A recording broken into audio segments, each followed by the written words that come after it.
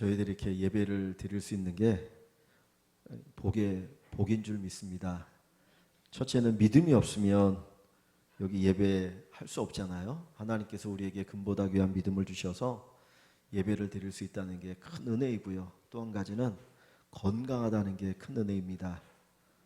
건강하지 않으면 사실 교회 나올 수 없는데 저희들이 이렇게 건강하여서 또 교회에서 같이 예배를 드릴 수 있으니까 하나님의 큰 은혜인 줄 압니다.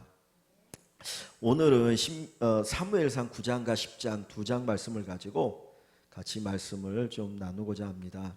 우리가 사무엘상을 쭉 살펴보고 있는데 처음 한나라고 하는 여인, 아이를 낳지 못하는 한나라는 여인을 통해서 하나님이 이제 구원의 역사를 이루어 가시잖아요. 그래서 그 한나가 기도할 때 그 기도의 응답으로 사무엘을 주시죠. 엘리라고 하는 대제사장이 있었지만 영적으로 어두웠고 타락했고 그 자식들은 뭐 망나니 같아서 하나님께서 야 이거 아니다. 그래서 이스라엘을 새롭게 하고 이스라엘에게 복을 주시기 위해서 한 사람을 준비하셨는데 바로 자식을 낳지 못했던 여인, 그러나 하나님 앞에 간절히 매달려 기도한 그 한나를 통해서 사무엘을 주시죠. 그래서 사무엘을 통해서 이스라엘 나라가 회복의 길을 걸어갑니다. 그래서 블레셋과의 전쟁을 승리케 하신 은혜를 주셨는데 이스라엘 백성들이 하나님 앞에 요구하는 게 있죠. 우리에게도 왕을 달라. 우리 주변의 나라들 보니까 왕이 있어가지고 전쟁을 하면 왕이 앞장서서 나가서 싸우는데 우리에게도 그런 왕이 필요하니까 왕을 달라.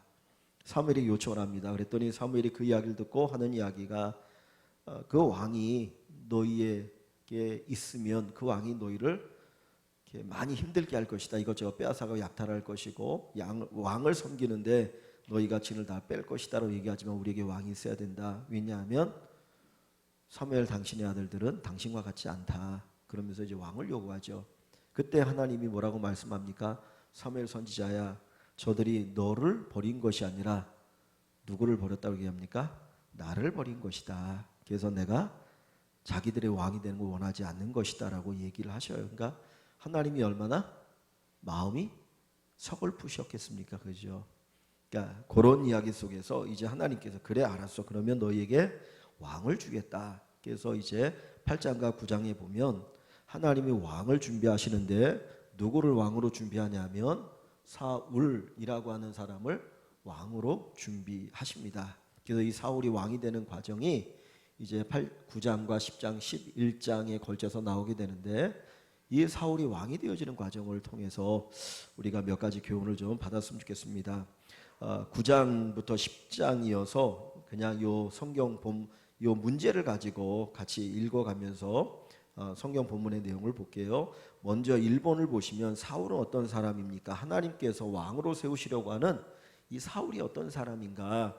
한번 우리 9장 1절부터 같이 보겠습니다. 9장 1절부터 같이 읽어가면서 제가 설명을 할게요. 베냐민 지파에 기스라 이름하는 유력한 사람이 있으니 베냐민 지파는 야곱이 낳은 12아들 가운데 맨 마지막 아들이에요. 그런데 요 사무엘상으로 넘어오기 전에 사사기에 보면 베냐민 지파에서 이제 좀 안 좋은 일이 있었어요. 그 제사장의 그 첩을 융간하는 것 때문에 그 남은 11지파가 베냐민 지파를 완전히 몰살을 시킵니다.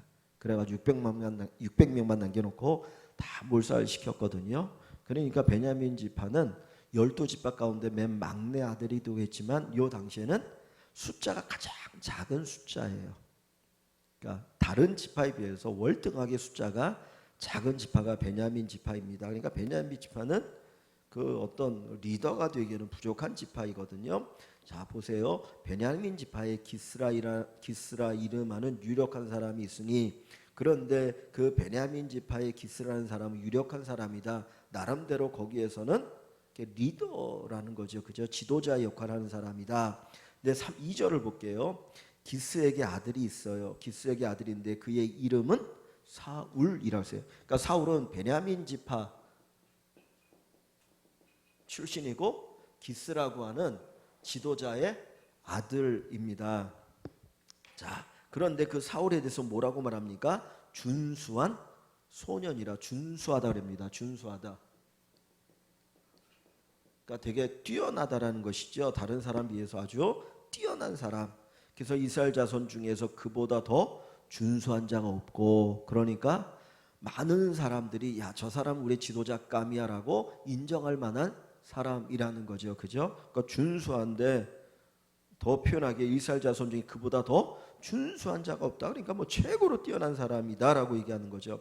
그리고 나서 키는, 그래서 외모는 모든 백성보다 어깨 위만큼 더 컸더라. 그러니까 외모도 출중하고 그리고 키도 큰 사람이에요. 그러니까 이 사람이 전쟁의 장소, 전쟁터에 나갈 군대 장소로는 아주 충분하고 왕감이라고 볼 수 있는 거죠. 그죠? 그러니까 외적으로 보면. 자, 그런데 3절에 보면 어떤 일이 있었냐면 사울의 아버지 기스가 암나기들을 잃고, 암나기 여러 마리를 잃고 그의 아들 사울에게 이르되 너는 일어나 한 사환을 데리고 가서 암나기들을 찾으라. 그래서 이제 나귀를 찾으러 가게 됩니다. 4절에 그가 에브라임 산지와 살리사 땅을 두루 다녀 보았으나, 에브라임 산지 그 다음에 살리사라고 하는 땅을 두루 다녀 보았으나 찾지 못합니다. 그래서 또 어디로 갑니까? 사알림 땅으로 두루 다녀 보았으나 그곳에도 없었고, 베냐민 사람의 땅으로 두루 다녀 보았으나 찾지 못하였더라. 자, 이거 보면 지금 이 4절에 보면 이 사울의 무슨 모습을 볼 수 있습니까? 자기 아버지가 잃어버린 암나기를 어떻게든 찾으려고 애를 쓰고 있는 모습을 볼 수 있잖아요.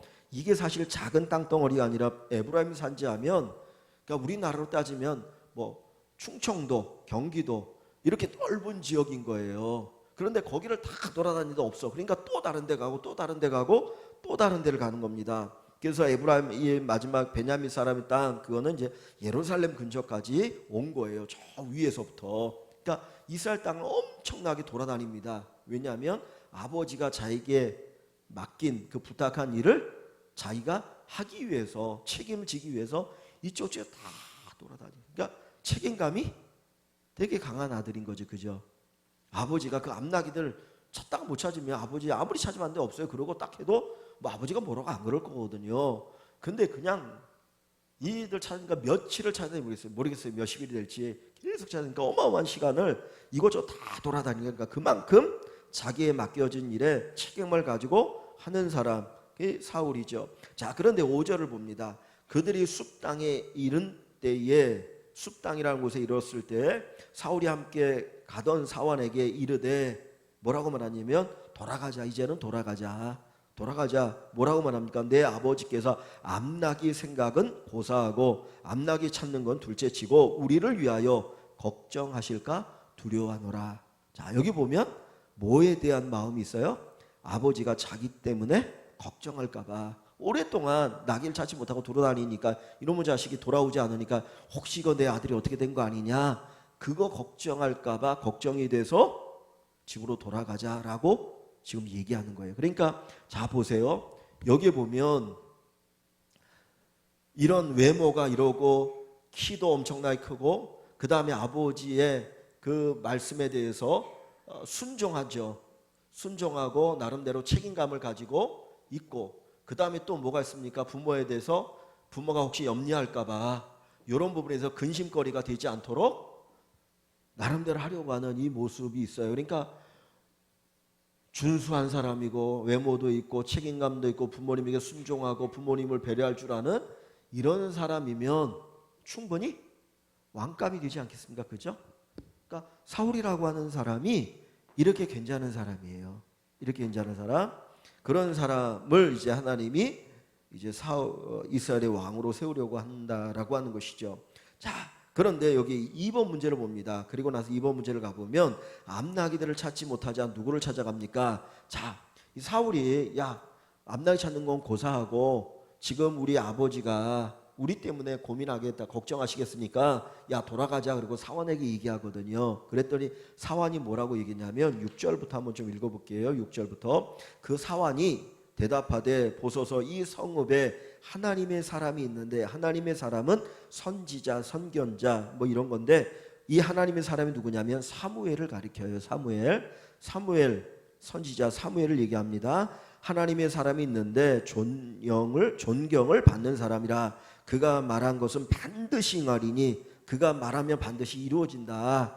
그러니까 그리로 가사이다. 그리로 갑시다. 그가 혹 우리가 갈 길을 가르쳐 줄까 하나이다. 우리가 그 사무엘에 가서 물어보면 사무엘이 이 암나기들이 어디에 있을 것인지 우리에게 가르쳐 줄 수 있을 것이니까 한번 걸로 갑시다라고 그 하인이 이야기를 하는 거예요. 그랬더니 사울이 그의 사환에게 이르되 우리가 가면 그 사람에게 무엇을 드리겠느냐. 야, 그래도 우리 빈손으로 갈 수 있느냐.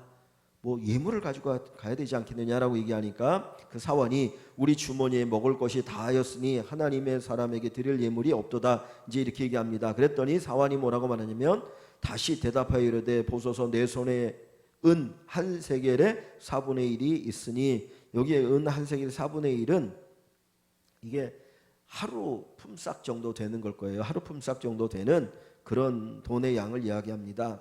하나님의 사람에게 드려 우리 길을 가르쳐 달라 하겠나이다. 해서 자기가 가지고 있는 그 돈을 이제 하나님의 사람에게 예물로 드리면서 우리가 이거 어떻게 해야 됩니까? 못 찾았는데 그러면서 도와달라고 물어보겠다는 거죠. 그랬더니 이 사무엘이 그 사환과 함께 우리 사환과 함께 사무엘에게 찾아가게 됩니다. 그래서 그 이야기가 쭉 기록돼서 어디까지 있냐면 이제 17절까지 12절까지 그 내용이 있는 거예요. 그래서 이제 가다가 여인들을 만납니다. 소녀들을 만나서 사무엘 선지자 어디 있느냐 그랬더니 제사 드리러 산당에 올라갔습니다. 거기 가면 만날 것입니다. 그래서 사무엘을 찾아가요. 그러니까 여기서 하나 이제 우리가 또 생각할 수 있는 게 뭐냐면 자기의 문제가 해결될 때 그 문제를 해결하기 위해서 누구를 찾아갔습니까? 하나님의 사람을 찾아가서 이렇게 도움을 요청하잖아요. 그러니까 이것도 보면 그러니까 하나님의 사람을 통해서 자기가 가지고 있는 이 어려움의 문제를 해결하려고 하는 이 사울의 모습도 우리가 생각해 볼 수 있다라고 하는 것이죠. 그래서 우리가 하나님 앞에 우리의 문제를 물으려고 주 앞에 나간다라고 하는 것이 얼마나 귀한가 하는 것을 볼 수가 있습니다. 자, 그리고 3번 문제로 가봅니다. 3번 문제로 가보시면 하나님은 사무엘에게 미리 무엇을 가르쳤습니까? 자, 이 사울이 죄송합니다. 사울하고 사무엘하고 자꾸 이름이 헷갈려갖고 이 사울 왕이 이제 사울이 사무엘 선지자를 지금 찾으러 오는 거잖아요. 근데 뭐 때문에 오냐면 지금 암나기들을 오랫동안 참는데 이게 찾을 수가 없었어요. 그래서 이 암나기를 어떻게 하면 찾을 수 있겠느냐? 요거 물으러 사무엘 선지자에게 오는 중이에요. 그랬더니 그때에 하나님께서 사무엘 선지자에게 미리 가르쳐 주시는 것이 있어요. 자, 뭐냐면 어디를 보시냐면 15절부터 봅니다. 15절부터 17절 한번 볼게요. 뭐라고 하냐면 사울이 오기 전날에 사울이 사무엘 선지자를 찾아오기 바로 그 전날 여호와께서 사무엘에게 알게 하여 이르시되 그랬어요. 자, 그러면 요거 한번 보세요. 지금 사울이 사무엘을 찾아가잖아요. 뭐 때문에 나귀를 자기가 하여튼 자기 힘으로 열심히 찾다가 안 되니까 그 사환이 주님 이거 우리 힘으로 못 찾으니까 사무엘 선지자에게 하나님의 사람에게 가서 물어봅시다. 그러면 이 사무엘 선지자 분명히 가르쳐 줄 것입니다. 그래서 지금 사무엘 선지자를 찾아가거든요. 그런데 여기 성경에는 요 찾아가는 그 시간이 얼마나 걸렸는지 나와 있지는 않아요. 그죠? 그런데 그렇게 오랜 것 같지 않아요. 그런데 요 사울이 사무엘을 찾으러 온 바로 그 전날 하나님이 사무엘 선지자에게 야, 사울이 너를 찾으러 올 거야 라고 미리 가르쳐 주셔요. 그러면 지금 이 사환을 통해서 사울이 사무엘 선지자를 찾으러 가는 이 과정도 결국은 누가 이런 과정을 지금 만드시고 계시는 거예요? 하나님 만드시는 거죠. 그죠?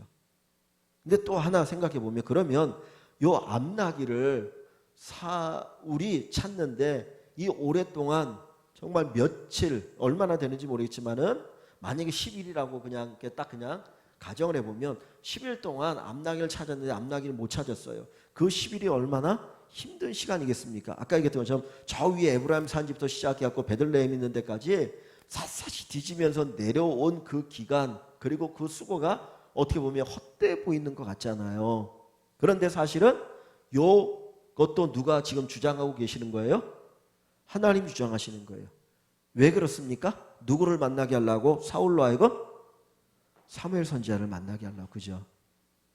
그러니까 사울 입장에서 그냥만 생각하면 10일 동안 이거 헛수고했는데 왜 이놈의 새끼 어디 갔지 뭐 그러고 암나기 왜 이렇게 없는 거야 투덜투덜거리고 막 그럴 수도 있는데 이 기간이 사실은 하나님께서 구원의 역사를 이루어 가시기 위해서 준비하신 기간인 거예요. 그러니까 암나기를 찾지 못했다는 거 어떻게 보면 겉으로 보면 실패잖아요. 자기가 해야 될 자기에게 맡겨진 임무를 제대로 하지 못한 실패의 시간인 것 같은데 그러나 그가 최선을 다할 때 하나님께서 그것을 통해서 하나님의 구원의 일을 이루어가고 계시다라는 거예요. 그러니까 우리 눈으로 보면 뭐 안 되는 것 같고 실패하는 것 같지만은 그 이면에는 하나님께서 선한 역사를 이루어 가시는 손길이 있더라. 그러니까 우리는 그것을 믿고 나가는 거죠. 이게 사실은 복이잖아요. 자, 그래서 그 뒤를 한번 보세요. 그래서 그 전날에 여호와께서 사무엘에게 사울이 올 거를 얘기하셔요. 네, 자 보세요. 16절에 보면 내일 이맘때에 내가 베냐민 땅에서 한 사람을 내게로 보내리니 누가 보내신다고요? 하나님이 보내신다는 거예요. 그죠? 지금 사울은 자기 사원의 말을 듣고 사무엘 선지자를 찾아가는 거예요. 나귀를 찾기 위해서. 그런데 하나님은 내가 한 사람 사울을 너에게 보내고 있다라고 얘기하셔요. 그죠? 자, 너에게로 보내리니 그러면서 너는 그에게 기름을 붓는다라고 하는 것은 이제 어떤 지도자를 세운다는 거죠. 여기서는 왕을 세우려고 하시는 거예요. 하나님이 야, 그 사울에게 기름을 부어서 왕을 세워라. 그렇게 말씀하십니다. 그러면서 내 백성 이스라엘의 지도자로 삼으라. 이스라엘의 지도자로 삼으라. 그가 내 백성을 블레셋 사람들의 손에서 구원하리라. 여기 보니까 하나님께서 약속하신 게 뭡니까? 사울 왕을 통해서 누구로부터 이스라엘을 구원하신다고요? 블레셋으로부터. 지금 블레셋에 의해서 이스라엘은 계속 어려움을 당했잖아요. 그러다가 이제 미스바에 모여서 기도할 때 하나님께서 승리를 주셨는데 계속해서 괴롭히는 그 블레셋을 이기도록 하시는데 누구를 통해서? 바로 사울 왕을 통해서 하나님이 일을 하시겠다라고 얘기합니다. 내 백성의 부르짖음이 내게 상달되었으므로 내가 그들을 돌아보았노라 하셨더니, 그러면서 이스라엘 백성들을 위해서 왕을 세워주시겠다는 거죠. 17절에 사무엘이 사울을 볼 때에 여호와께서 그에게 이르시되 보라, 이는 내가 내게 말한 사람이니 이가 내 백성을 다스리리라 하시니라. 그래서 사울을 이스라엘의 왕으로 하나님이 세우실 것이다 라고 하는 것을 이제 사무엘에게 말씀하셔서 사무엘이 사울에게 이제 왕으로 기름을 붓게 하시는 것이죠. 그러니까 여기 보면 하나님께서 미리 또 준비하고 계시는 것을 볼 수 있어요. 그러니까 인간의 그 행동 그 이면에는 누가 역사합니까? 하나님이 역사하셔서 그것을 선하게 유익하게 좋게 사용하고 계셔요. 자, 3번으로 가봅니다. 3번을 했죠. 자, 4번을 보면 왕이 될 것이라는 예언을 들은 사울은 무슨 말을 합니까? 그 이야기를 이제 사무엘 선지자가 사울에게 하는 거예요. 하나님이 너를 왕으로 세우려고 하신다. 그 얘기를 들은 그 사울이 뭐라고 말합니까? 20절과 21절 우리 두 절 한번 같이 그냥 읽어볼까요? 듣기만 하면 지루할 수 있으니까 20절과 21절. 사흘 전에 이런 내 암나기들을 염려하지 말라 찾았느니라. 온 이스라엘이 사모하는 자가 누구냐? 너와 내 아버지의 온 집이 아니냐 하는지라. 사울이 대답하여 이르되 나는 이스라엘 지파의 가장 작은 지파 베냐민 사람이 아니니까 또 나의 가족은 베냐민 지파 모든 가축 중에 가장 미약하지 아니하나이까 당신이 어찌하여 내게 이같이 말씀하시나이까 하니 아멘. 죄송합니다. 제가 여기 한 10일을 잡아놨는데 여기 보니까 사흘이에요. 그죠? 암나기를 찾으러 집을 떠난 지 사흘이 된 거예요. 사흘 동안은 막 계속 샅샅이 뒤진 거예요. 그래도 만나지 못하니까 그때 이제 사무엘 선지자를 찾아가서 물으려고 했더니 오히려 사무엘 선지자가 하는 이야기가 이제 하나님 너를 왕으로 세우신다 그 얘기를 하는 거죠. 자, 그러면서 20절에 사흘 전에 이런 내 암나기들을 염려하지 말라 찾았느니라. 야, 그 나기들은 다른 사람이 찾았어. 그러니까 염려하지 마. 그러면서 이제 주시는 말씀이 온 이스라엘이 사모하는 자가 누구냐? 너와 내 아버지의 온 집이 아니냐? 이스라엘이 사모하는 자 누구냐? 요 얘기 뭐냐면 이스라엘 사람들이 왕으로 세우려고 하는 사람이 누구냐? 바로 너야. 그 이야기를 하는 거예요. 이스라엘 사람들이 왕으로 세우려고 하는 그런 조건을 충족하게 가지고 있는 사람이 바로 너다. 라고 이야기를 하는 것이죠. 20절에. 그러니까 사울이 그 이야기를 듣고 뭐라고 말합니까? 대답하되 나는 이스라엘 지파 중에 가장 작은 지파 베냐민 사람이 아니니까. 우리가 속해 있는 지파는 이스라엘의 12지파 가운데 가장 작은데 어떻게 내가 이스라엘 지도자가 될 수 있겠습니까? 아마 다른 사람 다 반대할 겁니다. 뭐 그런 얘기를 하는 거예요. 그러면서 또 나의 가족은 베냐민 지파 모든 가족 중에 가장 미약하지 아니하나이까. 자기 가정도 작다라는 거예요. 어떤 영향력이 없다. 그런데 사실 앞에 어디 한번 보세요. 앞에를 보시면 뭐라고 나와 있습니까? 여기 보시면은 아까 9장 1절에 베냐민 지파의 기스라 이름하는 유력한 사람이 있으니 그랬어요. 그러니까 지금 사실은 사울의 아버지는 어떤 사람이에요? 유력한 사람이잖아요. 그러니까 베냐민 지파의 가장 작은 자가 아니고 베냐민 지파에서는 지도자 역할을 하는 사람이거든. 그런데 사울은 뭐라고 말하냐면 베냐민 지파의 모든 가족 중에 가장 미약하지 아니하니까라고 얘기하는 건 뭐예요? 이거는 겸손이죠. 그죠? 겸손이죠. 사실은 자기는 베냐민 지파라고 하는 건 작은 지파지만 그 지파 가운데 자기 아버지가 유력한 자인데 그러면 대단한 사람인데 뭐라고 말하냐면 우리의 집안도 가장 미약합니다. 이거는 철저하게 겸손을 보여주는 거예요. 그죠? 그러니까 앞부분에 보면 이 사울이 준수하고 키도 크고 그리고 책임감도 있고 아버지에 대한 그 마음 이런 것들을 헤아리려고 하는 마음도 있고 그리고 선지자를 찾아가서 그 문제를 해결하려고 하는 어떤 신앙적인 면도 있고 그리고 뒷부분에 보면 자기의 집안이 미약하다라고 하면서 겸손을 표할 줄 아는 모습도 여기 담겨 있어요. 그러니까 정말 왕으로서는 완벽한 조건을 가지고 있는 사람이에요. 이런 사람을 사실 찾을 수 없는 거예요. 근데 하나님께서 이런 사울을 이스라엘의 왕으로 세우시겠다라고 얘기를 하는 것이죠. 저도 이제 이 말씀을 오늘 전하기 위해서 이렇게 9장과 10장을 보면서 내가 이제까지 생각했던 사울과 다르구나 하는 생각을 많이 가졌어요. 왜냐하면 전에는 우리가 사울을 뒤에 가서 보면 사무엘 선지자가 말한 것을 어기고 지가 제사를 지내고 그 다음에 또 전쟁에 나가가지고 순종하지 않냐고 좋은 거 다 살려놓고 아강을 끌고 오는 거 보면서 이 나쁜 놈만 생각했거든요. 근데 이 말씀을 다시 이렇게 쭉 보니까 사울이 그게 아니구나. 앞에 나오는 사울은 정말 이 정도의 왕이 될 만한 자기가 가진 사람이 없구나 하는 것을 사실은 여기 보여주는 거예요. 자, 그 다음에 이제 몇 번입니까? 5번으로 가야 되나요? 자, 5번으로 가보면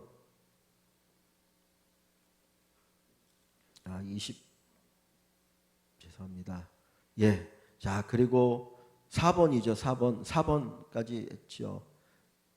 그리고 그 뒤에 보면 여기 조금 더 봐야 되는데 왕들이 예언할 때는 말은 무슨 말을 합니까? 근데 그 밑에 보시면 이제 그리고 나서 이 사무엘 선지자가 사울과 함께 식사를 해요. 식사를 하게 되는데 사무엘이 사울과 22절입니다. 사환을 인도하여 객실로 들어가서 청한 자 중에 상석에 앉게 하였는데 그러니까 사울을 맨 윗자리에 앉게 하는 거죠. 그런데 거기에 참여한 사람이 몇 명이 됩니까? 30명가량 있어요. 30명가량 가운데 사울보다 나이가 더 많은 분들도 있고 그런데 사울을 맨 상석에 앉게 합니다. 그리고 나서 24절을 보시면 24절에 보면 그 요리하는 사람이 이제 그 요리하는 사람이 이렇게 음식을 가져오는데 24절에 요리인이 넓적다리와 그것에 붙은 것을 가져다가 사울 앞에 놓는지라. 넓적다리를 사울에게 줘요. 그랬더니 사무엘이 뭐라고 말하냐면 사무엘이 이르되 보라 이는 두었던 것이니 이 넓적다리를 간직해 두었다는 거예요. 갑자기 가져온 게 아니라 간직해 두었다가 내 앞에 놓고 먹으라. 두었던 것이니 사울 너 앞에 놓고 먹으라고 얘기합니다. 넓적다리를 왜 놓고 먹으라고 그럴까? 그죠? 넓적다리가 얼마나 맛있는지 모르겠지만은 놓고 먹으라고 하는 거예요. 그러면서 뭐라고 말합니까? 내가 백성을 청할 때부터 너를 위하여 이것을 두고 이때를 기다리게 하였느냐. 이것을 두고 이것이 뭐예요? 넓적다리예요. 그죠? 넓적다리를 오랫동안 준비해 놨다가 누군가 오면 요거를 음식을 만들어서 대접하려고 했다는 거예요. 그러면 그 넓적다리가 뭔가 한번 보세요. 거기 보면 24절에 넓적다리 앞에 조그맣게 일자라고 써여 있죠. 써 있나요? 여러분 성경책에? 그죠? 안 쓰여 있는 것도 있고 쓰여 있는 것도 있어요. 그냥 각주를 안 한 거는 안 쓰여 있어요. 넓적다리 되어 있는데 그 밑에 각주 내용을 쭉 보시면 넓적다리가 뭐예요? 어깨예요. 어깨. 이렇게 깡패들을 얘기할 때 어깨 하잖아요. 어깨가 뭡니까? 힘을 상징하잖아요. 세겜이라고 하는 그 동네 도시의 이름이 세겜, 이게 뭐냐면 이게 어깨란 말이거든요. 이게 힘을 의미해요. 힘. 그러니까 여기에서 이 넓적다리를 준비해 두었다가 준다는 거는 뭘 의미하겠습니까? 하나님이 너에게 힘을 주시길 원하노라. 그런 의미 아니겠습니까? 하나님이 너를 왕으로 세우시니 이제 하나님 너에게 힘을 주셔서 이 나라를 잘 이끌어 가게 하기를 원한다라는 의미가 여기에 담겨 있다라고 우리가 볼 수 있을 겁니다. 자, 그리고 나서 이제 10장으로 넘어가 볼게요. 10장으로 가보시면, 자, 5번에 보시면 기름 부음을 받은 사울이 왕이 될 세 가지 징표는 무엇입니까? 그런데 이 사울이 이렇게 쭉 얘기하지만, 아니 무슨 내가 어떻게 왕이 될 수 있겠습니까? 나 같은 존재는 나는 왕이 될 만한 자격이 없습니다. 그렇게 겸손하게 얘기하는 거예요. 그리고 꼭 왕이 된다라고 하는 것도 이게 단순히 사무엘 선지자가 기름만 붓는 데서 왕이 되는 게 아니잖아요.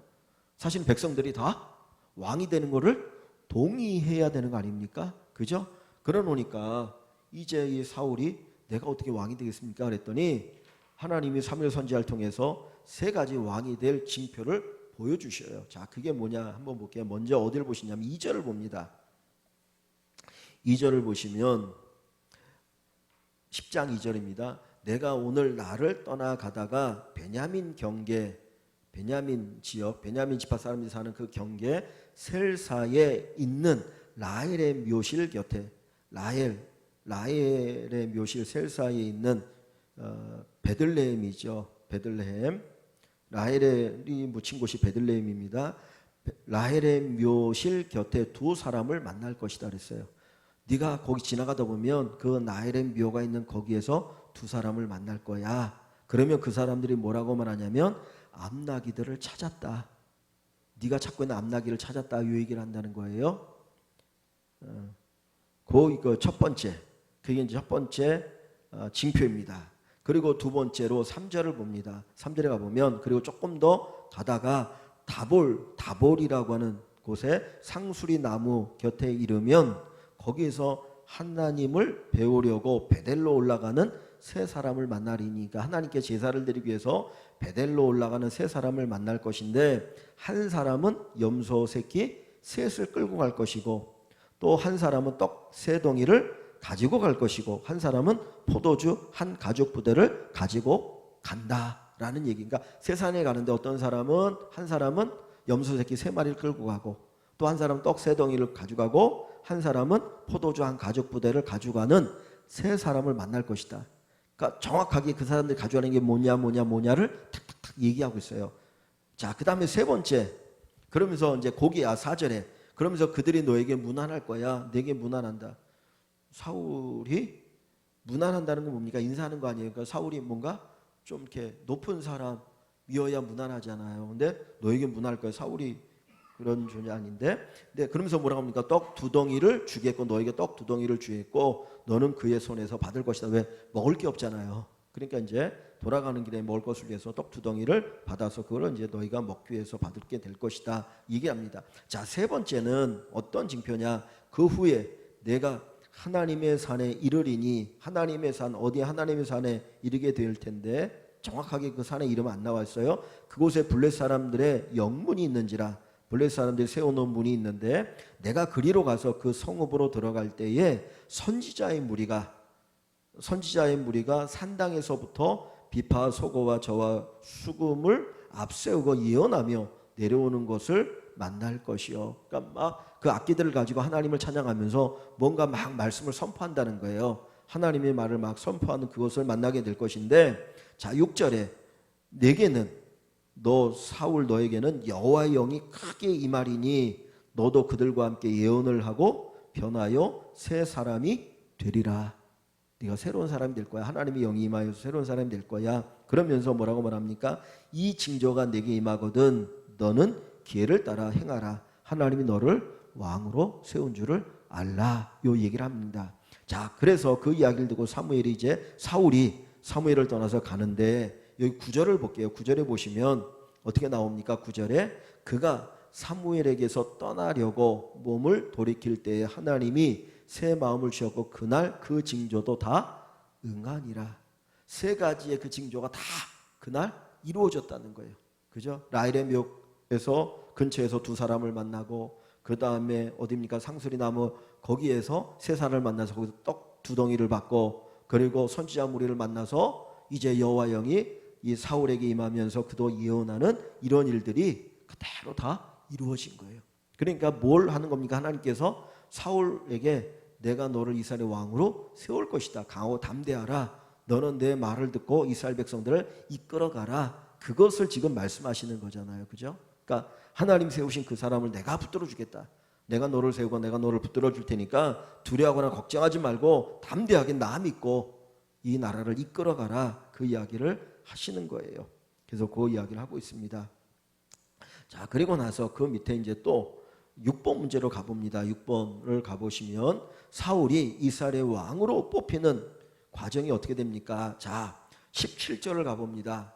자, 그러고 나니까 이제 이후에 사무엘 선지자 백성을 어디로 모읍니까? 미스바로 불러 여호와 앞에 모으고, 미스바는 어떤 곳이었어요? 이전에 이스라엘 백성들이 블레셋의 전쟁에 패하고 법궤도 빼앗기고 막 그랬던 후에 사무엘 선지자가 이스라엘 백성들 미스바로 불러 모으잖아요. 내가 너희를 위해 기도할 테니까 다 나와라. 그래서 거기에서 기도회를 하죠. 하나님 앞에 기도회를 할 때 하나님이 천둥 번개를 통해서 블레셋을 물리치시는 어마어마한 기적이 일어났던 곳이, 그러니까 거기는 회개의 장소였어요. 거기서 기도의 장소였어요.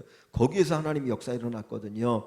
다시 거기로 이제 모이는 겁니다. 다시 거기로 불러 모으고 이스라엘 백성을 쫙 불러 모아요. 자, 그러면서 사무엘이 이제 설교를 합니다. 18절 이스라엘 자손에게 이르되 이스라엘의 하나님 여호와께서 이같이 말씀하시기를 내가 이스라엘을 애굽에서 인도하여 내고 너희를 애굽인의 손과 너희를 압제하는 모든 나라의 손에서 건져내었느니라 하셨거늘. 그러니까 출애굽과 그 이후에 사사기까지의 구원의 역사를 쭉 이야기하시는 거죠. 19절 너희는 너희를 모든 재난과 고통 중에서 친히 구원하여 내신 너희의 하나님을 오늘 버리고, 자, 앞부분에 보니까 우리에게 왕을 달라고 했잖아요. 그때 하나님 뭐랍니까?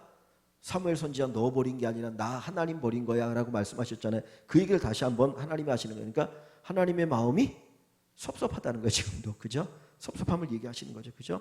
오늘 하나님을 오늘 버리고 이르기를 우리 위에 왕을 세우라 하는도다. 그런즉 이제 너희의 지파대로 1000명씩 여호와 앞에 나오라 하고, 이제 왕을 하나님이 세워주실 텐데 각 지파마다 1000명씩 나와라. 그러면 이스라엘에 12지파가 있으니까 몇 명이 나오는 겁니까?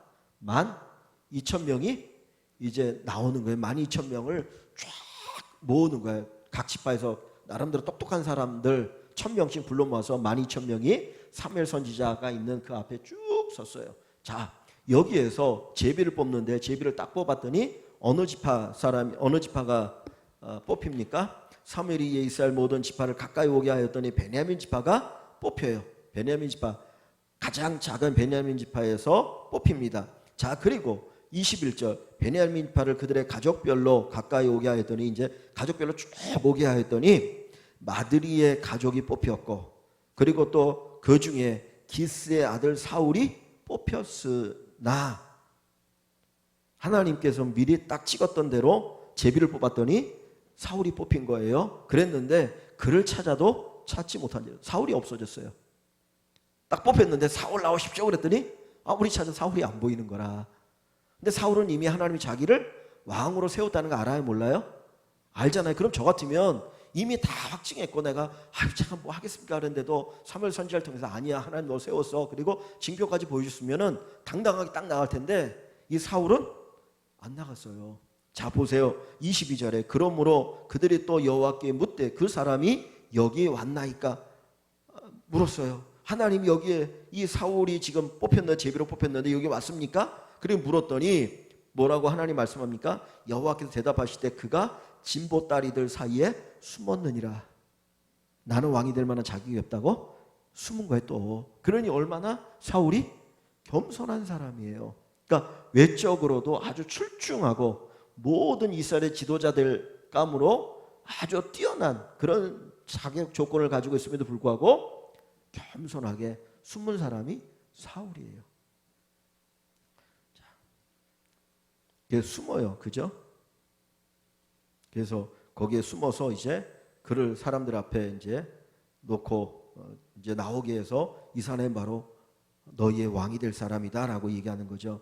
자, 그 뒤에도 조금 볼게요. 그들이 달려가서 거기서 그를 데려오매 그가 백성 중에 선이 다른 사람보다 어깨 위만큼 컸더라.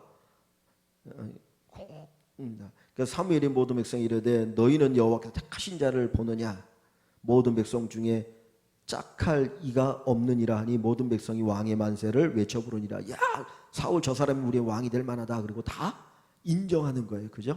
그러니까 제비를 뽑아서 하나님 앞에 제비를 뽑아서 하나님이 허락하셨고 딱 외모를 보니까 너무 출중하니까 이 사람이면 한 말 없이 모두가 다 왕으로 우리가 추대할 수 있다. 그래가지고 왕으로 추대하는 장면이 여기에 나와 있는 것이죠. 자, 거기까지 해서 이제 사울이 왕으로 추대되는 장면까지 나왔어요.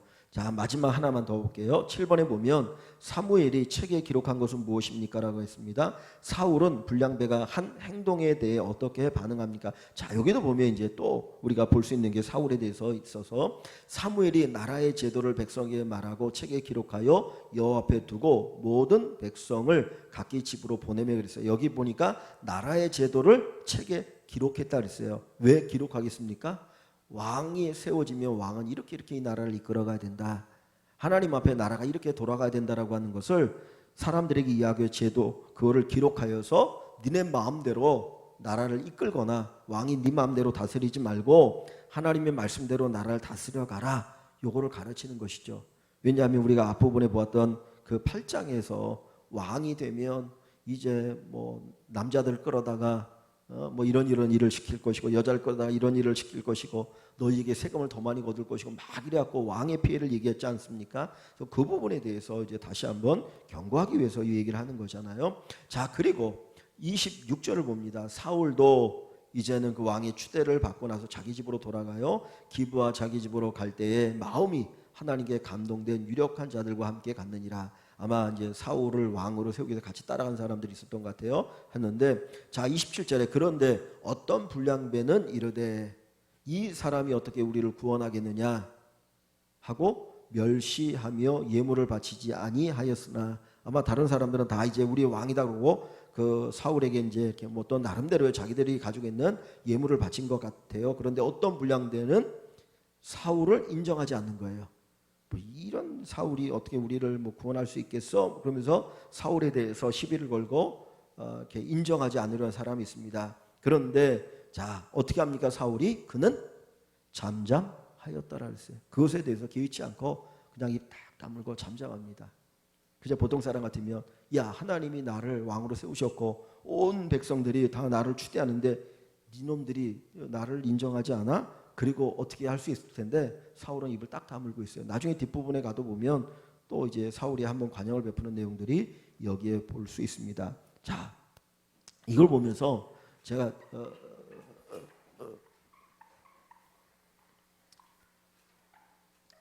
이렇게 보면 자 한번 보세요. 지금 이스라엘 백성들이 왕을 요구하는 이유가 뭔가요? 왕을 요구하는 이유가 하나님을 버린 것이라고 그랬잖아요. 그죠? 하나님을 버리기 때문에 인간 왕을 요구하고 있거든요. 그러니까 즉 이야기는 이스라엘 백성들에게 하나님이 버림을 받으시는 거예요. 그러면서 우리에게는 왕이 필요하다. 그러면 만약에 여러분들이 하나님이시라면 어떤 마음이 있겠습니까? 그러면 제가 만약에 하나님이라면 그래 나를 버리고 너희가 왕을 요구해? 그럼 어디 너희 한번 왕 세워가지고 한번 맛을 봐. 그리고는 저 같으면 나쁜 왕을 줄 것 같아요. 그래야 하나님을 버린 그 벌이 어떤지 오빠 나 버리니까 너희 인생이 그렇게 힘들잖아. 고달프다. 그렇게 생각이 안 되겠습니까? 저만 갖는 거예요? 왜냐하면 왕을 요구하는 게 나를 버린 거라고 했으니까. 참.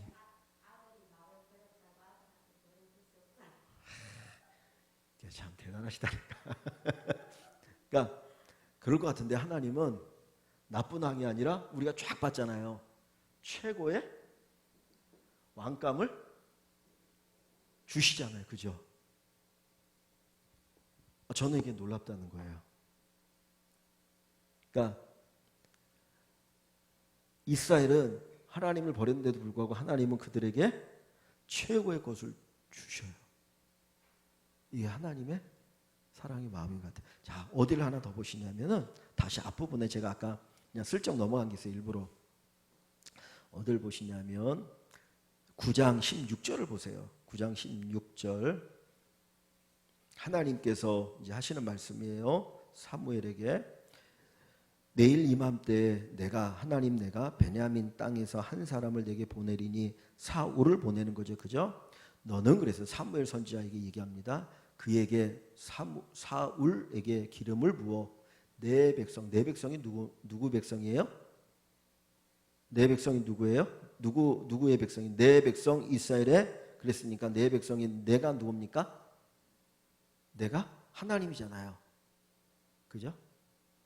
내가 하나님이잖아요. 지금 아까도 얘기했던 것지만 8장에 보면 이스라엘이 하나님을 버렸어요. 그러면 이스라엘은 하나님의 백성과의 관계가 끊어졌다라고 볼 수도 있어요. 그렇게 생각할 수도 있거든요. 왜냐하면 그들이 하나님을 버렸으니까 하나님 입장에서는 내 백성이 아닌 거라 그렇게 생각할 수 있잖아요. 그런데 여기 보면 하나님 뭐라 합니까?